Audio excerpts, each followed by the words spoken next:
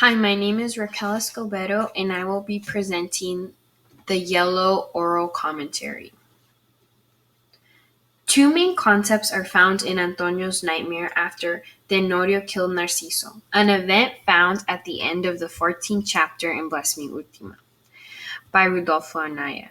The first one is that only God can execute justice. At the beginning of the dream, Antonio asked God to forgive Narciso for his sins, but to punish Tenorio for killing Narciso. In response, God becomes angry and roared, "You foolish boy! Don't you see you are caught in your own trap? You would have a God who forgives all, but when it comes to your personal whims, you seek punishment for your vengeance." Later in that paragraph, God states, "Vengeance is mine." These two quotes show evidence that only God can execute justice, and He towers over all others. God has the ultimate authority, and if men were to take vengeance into their own hands, it will come at a drastic price. Evidence for this is shown later in the nightmare when the townspeople's flesh begins to rot and fall after they got revenge on Ultima by killing her owl, and drinking her blood. Anaya conveys this theme by making God a great, feared, authoritative figure with the ultimate power, and making Antonio as well as the other characters small and insignificant compared to God.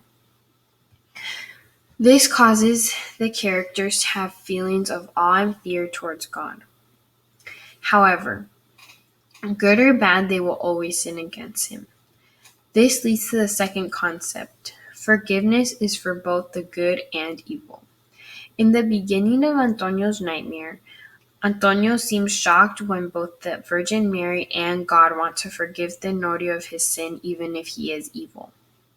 "I will forgive Narciso if you ask me to forgive Tenorio," states God. The Virgin Mary also says, "I will forgive Tenorio." These two sentences show that even Antonio can sin. Forgiveness is for all, and they even support the first concept that God executes justice. Ever since the beginning of the passage, a dark and almost scary mood was set. Verbs such as cried, screamed, and roared create a tense mood. In addition, words and actions such as revenge, blood, sacrifice, spells, curse, and death help convey this scary nightmare.